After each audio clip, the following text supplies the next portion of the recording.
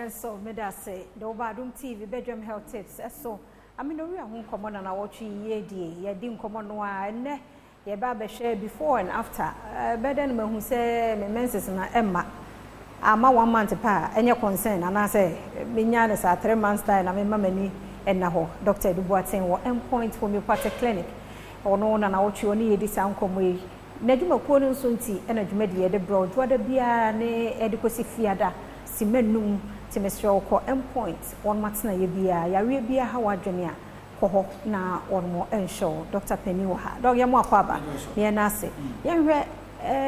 brebe na we say me show concern signs and symptoms say bia before and after na month we ama me no obi 90 me okay yo medase pa the old person say menses no before e be cut off gra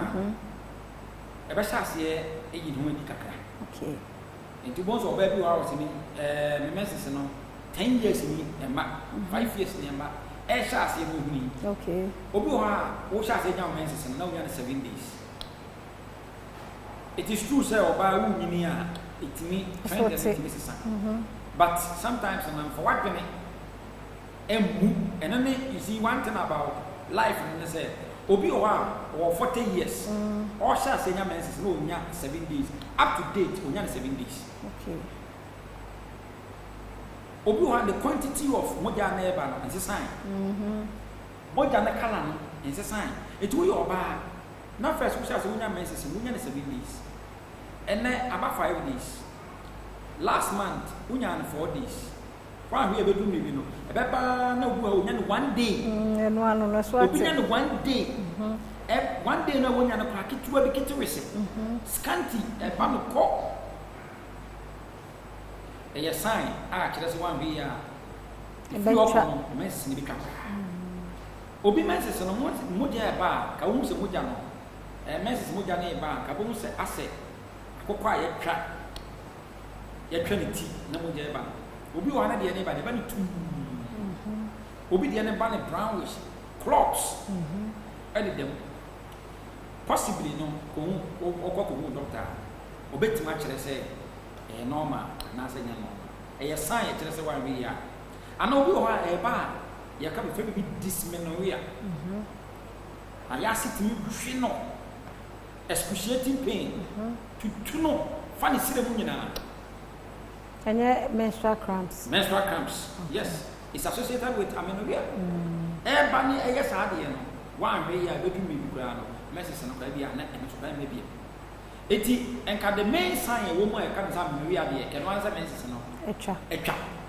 na mo no they are related signs and symptoms ya e da no di entwa prekope obi wo 7 days nya dey free wona na 7 days ma na etwa ade a chia e ma biem e be say there's a reduction the quantity of moja na eba no asase se sort oba kra se wo de wo menses ne ba de beya wa hu se bo so me ne ye no a wa hu se wo flow very well moja ni e ko ne ko ba hu se wo skin no kla asase e glow e di no oba bi wo abo se du me bia so we te dia time wa menses ne meyi no bo se wo skin no edu yes nti oba bo hu oba bo se tobu ana se wo ya aso ya sa mame ngoya na o yale ana yes ngoye momo so no imbalance to bo ba no wa go glow yes is the fear no is the fear na just say why message no yeah na momo no e sha se e kate kwa na untu ana mo a de be mu se timi ma bebre ne mo nya hot flashes e ma o message no 5 years 10 years e ma no want me hihye no bebre no a e ho hihye no bebre no a no bonsa mo sa se o munya wrinkles na nim kura sa se etwuntwam asebo nyini e ma na broso okay so gwemu nyina no e ye some of the idea e ye related to it what I say